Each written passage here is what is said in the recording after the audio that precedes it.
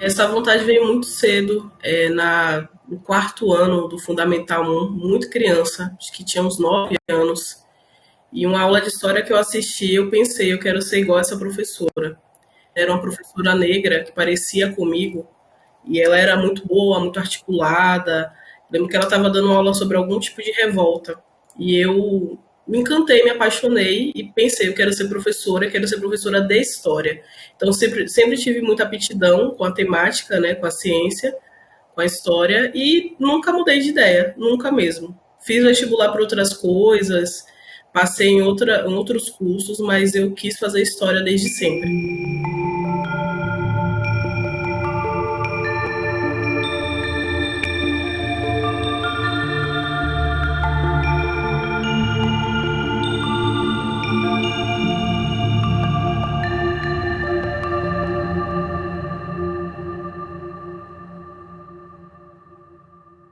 Eu entrei em 2011 na Universidade Federal da Bahia, no curso noturno, né, que era um curso, tinha pouco tempo que o Reúne tinha acontecido. Então, eu já iniciei a universidade trabalhando, eu era jovem aprendiz. E aí continuei nos estágios. E eu tive como meta fazer estágios diferentes, né? Então, eu trabalhei em museu, eu trabalhei em arquivo, em escola, muitas coisas diferentes. E então assim eu fui ao longo do tempo da graduação percebendo o quanto que essa formação que eu estava tendo a oportunidade de ter, bem múltipla, bem ampla, bem plural, iria me ajudar lá na frente. Então assim, foi um curso com muita vontade, muita convicção, não me imagino fazendo outra coisa, continuo muito apaixonada, eu me formei em 2017. Eu continuo muito apaixonada por ensinar, seja em qual nível, assim, né?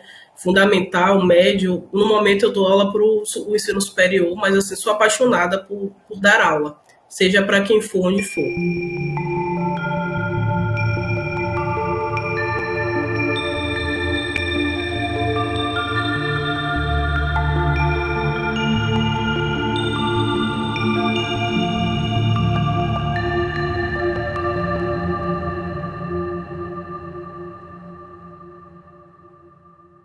Meu interesse é total, vital, assim, porque foi uma coisa que me motivou logo no início, assim, no quarto, quinto período da graduação. Eu encontrei o Odília meio que por acaso, em um desses estágios. Eu fazia uma parte muito técnica de laboratório, de higienização de teses históricas de documentos. Aquela coisa do arquivo, frio, jaleco, touca, pincel, sozinha. E de repente a chefa da biblioteca me chama para ver uma exposição onde tinha as imagens das primeiras médicas formadas na faculdade. E eu me deparo com a imagem da Odília e a data, 1909. E eu tomei um susto, né? Como assim uma mulher negra se formar há mais de 100 anos atrás, né? E eu fiquei apaixonada naquele momento, né? Me perguntando cadê os trabalhos, né? Porque eu imaginei que já tivesse muitos trabalhos sobre ela, porque era um fato, eu já sabia que era muito relevante. E aí meu primeiro susto, porque só tinha uma memória histórica de 5 páginas sobre ela escrito, não tinha mais nada. E daquele momento ali eu falei, vai ser meu tema de TCC. Posteriormente virou tema de mestrado, aí gerou filme, gerou um memorial em Salvador, gerou alguns outros trabalhos. E tem sido muito profícuo e bonita essa caminhada, assim, do meu encontro com Odília. Eu gosto muito de falar de encontro, né?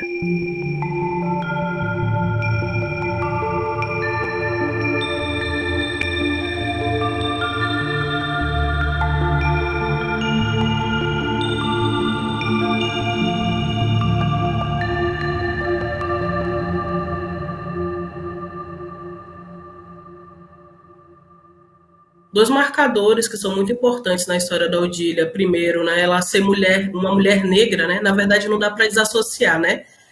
Não somos mulheres e negras, mulher negra. Então, um período pouco, 30 anos, mais ou menos, pós a abolição, um pouco mais, e de repente uma mulher negra está entrando pela porta da frente da Faculdade de Medicina da Bahia. Só existiam duas faculdades de medicina no Brasil, Rio de Janeiro e Bahia. Então quem estudava lá era elite da elite, né? E majoritariamente homens. A turma que a Eudília vai estudar só tinha ela de mulher, 48 homens. Então imagina essa mulher com 48 homens estudando medicina durante 6 anos, o quanto que de desafios ela não tinha ali naquele cenário e para o dia a dia de um estudante, né? O ir e vir dentro da faculdade, que era uma coisa muito cerceada, né? As mulheres transitando no espaço altamente masculinizado e o marcador da raça, né? Porque nós estamos falando de um período que a gente chama na história de pós-abolição, que é um período logo após a abolição no Brasil, né, o fim da escravatura, mas que a população negra continuava legada aos espaços mínimos dentro da sociedade. Então, uma mulher negra se tornar médica no início do século era uma coisa realmente de saltar os olhos de qualquer pessoa.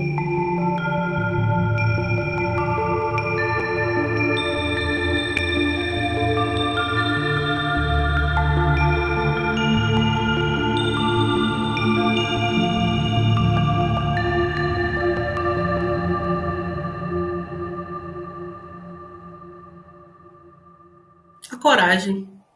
Ela foi uma pessoa muito corajosa, muito corajosa. Essa coisa também da resiliência, né, de saber se adequar ao que ela podia, né? Nós também temos que levar essa conversa muito para a humanização, né? Não é que ela era uma super heroína que enfrentava tudo e todos e brigava, não. Ela teve que, em muitos momentos, ela escalar, em muitos momentos, com certeza, ela foi confrontada e deixou para lá e buscou outras soluções. Então, eu imagino que, além da coragem que ela teve, tem essa questão da resiliência e da inteligência, que para ela se manter nesse ambiente que é completamente desfavorável, ela teve que ser muito resiliente, ela teve que se organizar de uma maneira com que ela conseguisse o objetivo. Eu acho que também essa trajetória da Odira nos ensina uma coisa que é sonhar. De certo, ela colheu aquele sonho, ela ficou ali regando aquele sonho, né, por muitos anos. O pai dela era médico, ela tinha uma grande admiração pelo pai. Então, não é um sonho que nasceu de um dia para o outro, né? E acho que me ajudou a me inspirar muito dos meus sonhos, né? Em fazer um mestrado, em seguir na carreira acadêmica. Era muito desafiador para mim ser uma estudante trabalhadora, né? Que trabalhava durante o dia e estudava durante a noite. Então, não estava posto para mim com facilidade avançar na academia, né? E eu sempre voltava para Odília, né? O quanto que ela foi corajosa, resiliente, o quanto que ela foi ali regando o sonho dela para regar os meus próprios sonhos. Então, eu acho que a trajetória dela passa muito por esses campos assim que são muito importantes e me tocam.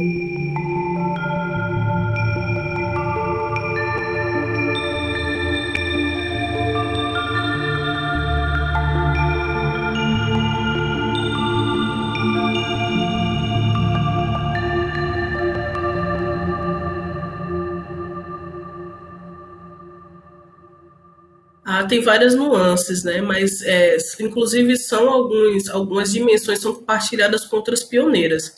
Mas o machismo, sem dúvida, né? É uma coisa que chega muito forte, porque para as mulheres só acessaram o ensino superior no Brasil no final do século, depois de muita luta. Então, a luta coletiva dessas mulheres de chegar ao ensino superior, de fazer uma universidade, uma faculdade. Então vai ter muito machismo, né? Não era bem visto uma mulher estar na rua, trabalhando com homens, né? Atendendo, por exemplo, sozinha no consultório um homem. Isso nunca seria bem visto. E então a gente vê isso nos jornais, a gente vê as críticas às mulheres. Em teses médicas, as teses tem muitas que recomendam que para se ter uma boa prole, um bom lar, a mulher tem que estar recatada, a mulher não tem que. Ela tem que colocar energia em criar os filhos, não está na rua trabalhando, né? Esse seria um papel completamente masculino. Então, tudo ia contra nesse sentido, né? E aí tem outro marcador que vai passar, né, nesse contexto que é a raça. Então, para as pessoas negras, piorou, né? Se é uma mulher negra, era muito mais difícil que ela se mantivesse. A gente está falando da profissão de elite. Se hoje um médico, uma médica, é considerado um profissional talvez dos maiores prestígios no Brasil, imagina um século atrás, né? Ser médico era ser uma autoridade, era ser alguém bem colocado em qualquer contexto social. Então, para uma pessoa negra acessar esse espaço, era muito difícil.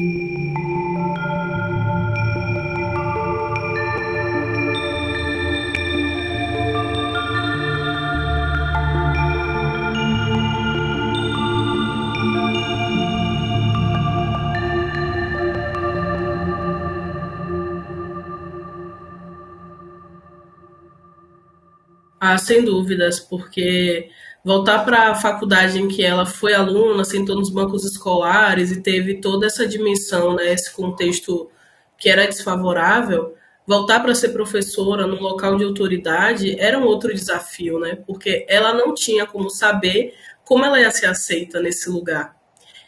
Para a gente ter uma ideia, ela seria a professora do sexto ano de partos, né? Para ensinar a fazer os partos, de ginecologia e obstetrícia.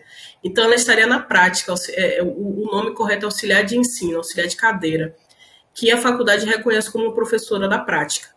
Então, imagina que ia estar os alunos formandos, né, sexto ano, último ano de medicina no período, e ela ensinando como fazer partos. Então, é um local de muita autoridade. Tem a questão também do público. Na maternidade Climério de Oliveira, onde ela atuou, era uma maternidade escola, né? Atendiam-se diversos públicos, desde pessoas da elite, mulheres brancas que tinham dinheiro para pagar quartos separados, a mulheres muito pobres e majoritariamente negras que chegavam lá assim, já com parto em curso. Então, era um público diverso. Nós também não alcançamos, é um limite da pesquisa, essa experiência lá de como, por exemplo, uma mulher branca trataria ela ou uma mulher negra trataria, como seria essa diferença de público. Tendo em vista que ainda hoje, né, trazendo para a nossa contemporaneidade, nós temos, infelizmente, ainda casos de pessoas que contestam quando os médicos negros se apresentam tal como médicos, como autoridades, né? Perguntam, cadê o médico? É você que é o médico? Não, eu quero o médico, sendo que aquela pessoa, né, tem essa autoridade, tem esse conhecimento. Então, imagina, 100 anos atrás, como ela pode ter sido contestada nesse ambiente da maternidade.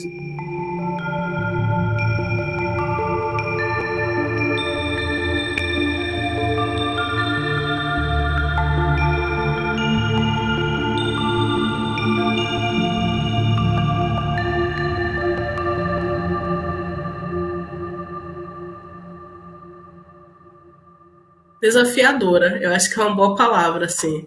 É um sonho realizado. Quando eu estava escrevendo a dissertação, eu já imaginava que eu queria muito que a dissertação se transformasse em outras linguagens, porque eu tenho consciência de que, infelizmente, a dissertação não vai alcançar todas as pessoas. É um texto feito para um público muito específico, muito especializado.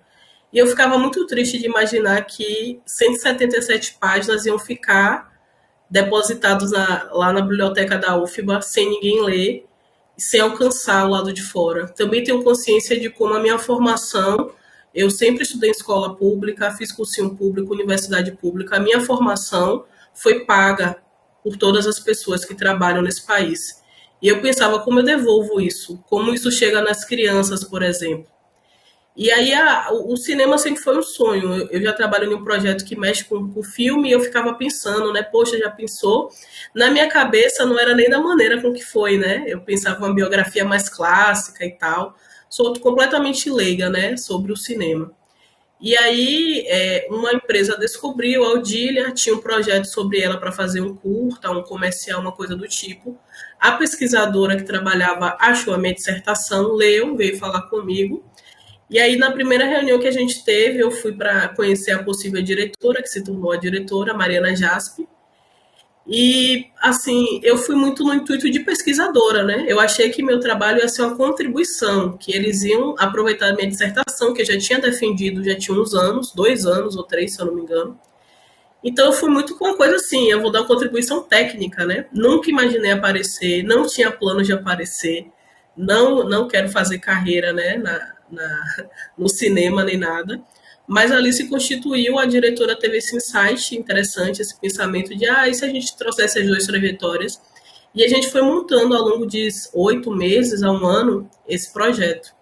Então foi tudo bem surpreendente para mim, desafiador, né? Porque eu estive em um papel que eu não imaginava estar, né? Que era aparecer.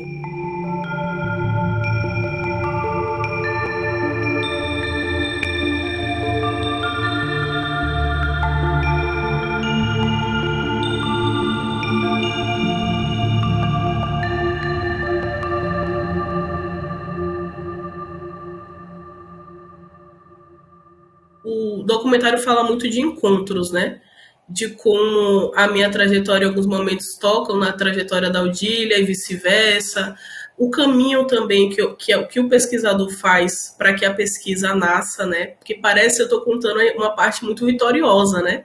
De como eu conheci, de como as coisas, mas tem as partes também difíceis, né? Que a pesquisa não anda, como os arquivos são difíceis, né? É montar um quebra-cabeça realmente. É um trabalho de investigação muito grande. Antes de entrar no mestrado, eu trabalhei com a Odília 2 anos. Aí você junta mais 3 no mestrado, são 5 anos de vida. Mais o tempo posterior que eu fiquei fazendo outras coisas. Se eu for levar assim na ponta do lápis, eu tenho pelo menos 10 anos aí pesquisando Odília. Alguns momentos interrompendo, né? Porque agora eu faço doutorado, tem outras coisas, mas eu sempre volto ao Odília, né? Porque é uma pesquisa que continua viva. Então, acho que o documentário mostra um pouco disso, do nosso labor mesmo, do nosso trabalho, do quanto que temos as dificuldades, da questão humana, porque nesse momento é a família que apoia, né, são os amigos, os pares, quanto que é um trabalho também coletivo. E o quanto que a trajetória da Odília precisa ser conhecida, então vai remontando, né, a vida dela, a vida da família, do marido, dos filhos, como foi essa trajetória, que realmente é uma trajetória ímpar para a história do Brasil.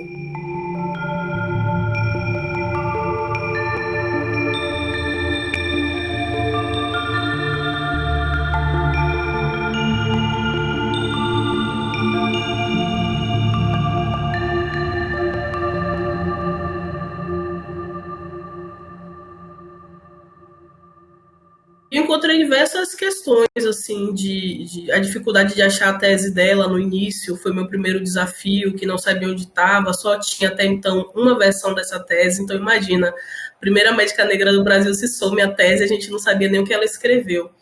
Felizmente achou. Hoje, qualquer pessoa no mundo que quiser acessar, está gratuito na Biblioteca Gonçalo Muniz. Então, isso acho que já é a primeira contribuição que a pesquisa traz, né, para a gente, deixar esse documento salvaguardado.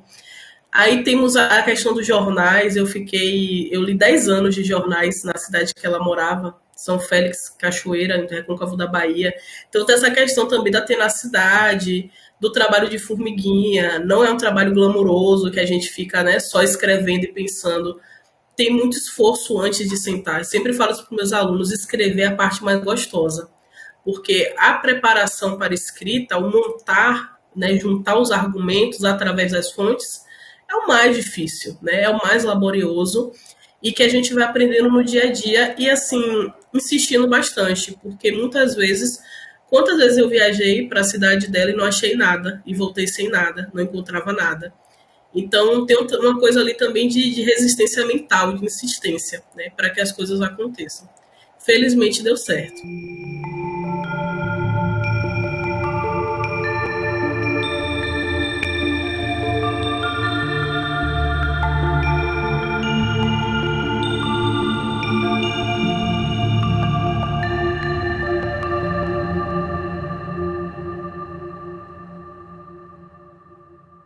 Acho que o documentário pode contribuir de uma maneira ampla para que a gente desperte essa vontade de conhecer o passado do povo negro no Brasil, que a gente alavanque ainda mais essas histórias e consiga construir uma memória coletiva positiva, porque nosso passado não é só escravidão, né? Nós temos muito mais do que isso. Temos que denunciar a escravidão, falar das mazelas, do quanto isso reverbera na nossa atualidade, mas a gente também precisa falar esses exemplos positivos, essas trajetórias que, dentro de um contexto que tudo ia contra, ainda assim conseguiram furar, né, passar pelas brechas e desenvolver trajetórias, vidas brilhantes. Eu acho que isso pode ser muito interessante, sobretudo para as crianças. Eu fui uma criança periférica dentro de uma escola pública que queria, por exemplo, ter sabido da Odília e sonhado com outras tantas coisas. Sou muito feliz no meu sonho, que é ser professora, mas é muito triste ainda eu, professora, hoje, entrar numa sala e perguntar quem quer ser médico, astronauta ou engenheiro,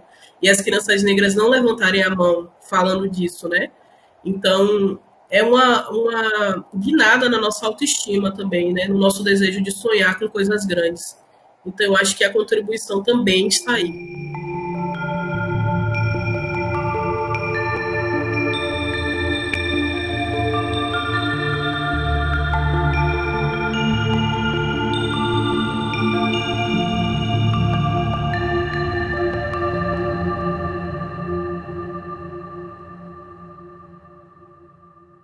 A pesquisa continua assim, sendo minha paixão, continuo muito feliz com a temática, é uma temática muito profícua, uma temática que, para minha alegria, é muito difícil a gente ouvir um pesquisador falando isso, mas para minha alegria eu não vou dar conta. Isso é muito bacana, porque se eu não vou dar conta de tudo, vai ter aí temas para outras pessoas pesquisarem. Meu sonho é que vire um campo enorme. Então, eu estou pesquisando hoje a presença negra na Faculdade de Medicina da Bahia, da fundação até a abolição da escravatura, e atualmente a gente tem arrolado pelo menos 24 médicos negros. O período que eu recorto não tem mulher, as mulheres só entram no 20, né? Odília, tanto que a Odília é a primeira. E aí talvez eu não dê perna de entrar para o 20, porque isso é muito bom, né? Então a documentação tem sido enorme. Eu já levantei pelo menos 5.000 notícias na Hemeroteca Digital. Estou fazendo aí um compilado de ficar com 500 notícias para escrever. E é isso, é um trabalho que, se eu fosse fazer do jeito que eu gostaria, né, com muito tempo, é um trabalho de uma vida, de pelo menos uma década. Mas eu imagino que esse meu primeiro trabalho, não tem trabalhos, né, para a Bahia, não existe. Vai ser, eu quero muito que seja uma semente, né, que cheguem mais pesquisadores, novos historiadores e historiadoras, que se encantem e mergulhem aí, porque temos médicos como Juliano Moreira, que é conhecidíssimo, famosíssimo, e temos médicos, sei lá, como o Rufino Mutamba, que é um cara que eu tô apaixonada, que é filho de um mestre de obras, que vai se tornar médico na segunda metade do 19. Então, assim, aquela coisa dos trabalhadores negros que vieram de baixo, ascenderam, investiram que para a próxima geração tivesse uma formação, né, elitizada até para o período. Então, eu espero que meu trabalho seja o primeiro de muitos e para outras pessoas, porque eu também entendo que o campo não é meu, o tema não é meu, ele está aí para ser aproveitado por nós, né, pelos historiadores e outros pesquisadores até de outras ciências. Então, eu estou muito feliz e torcendo que, quando saia, quando eu defenda, eu estou na fase de escrita da tese, que ele inspire outras pessoas a pesquisar sobre o tema.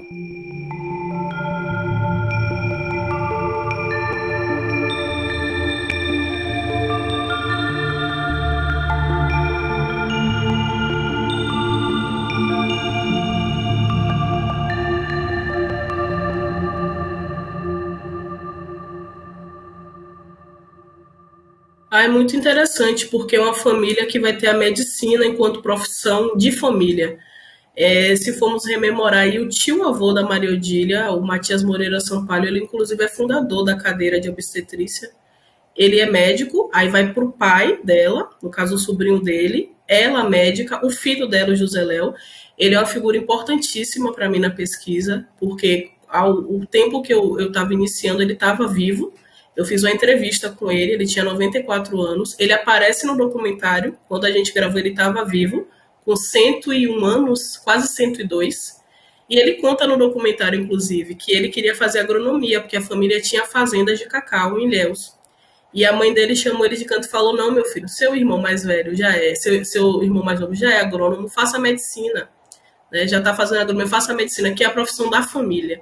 E ele aceitou o desafio e ele fala que nunca se arrependeu, que é apaixonado por medicina. E aí passou para o filho dele, o Euzinho Neto, e agora a bisneta de Odília também médica, né? Então aí temos pelo menos 6, 7 gerações de médicos na família. Do lado do Gaston também temos, eu conheci a outra neta dela, 2 odontólogas, se eu não me engano. E ela me falou, pessoalmente, eu escolhi a odontologia, eu não queria fazer medicina, mas eu queria fazer alguma coisa que me aproximasse de minha avó. Então eu fui para o que eu gostava, fui para odontologia e não me arrependo.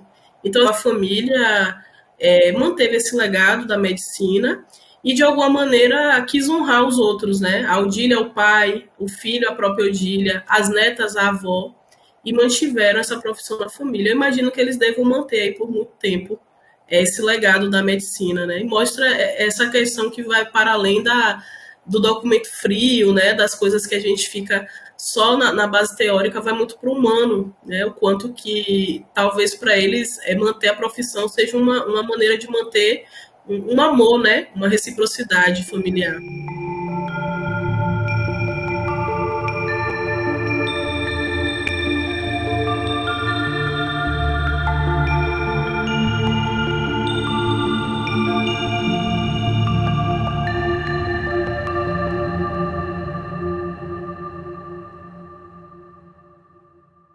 Eu que agradeço, foi um prazer, agradeço o convite, agradeço a recepção, e dizer que é sempre um prazer falar da Maria Odília, é muito importante para mim que a gente publicize essa história, que mais pessoas conheçam, que o nome dela chegue em todos os lugares que puder chegar, porque eu acho que, além de tudo, ela merece isso, né? Ela não teve esse reconhecimento em vida, mas eu acho que nós estamos aqui para, de alguma forma, colocá-la no lugar que ela merece dentro da história.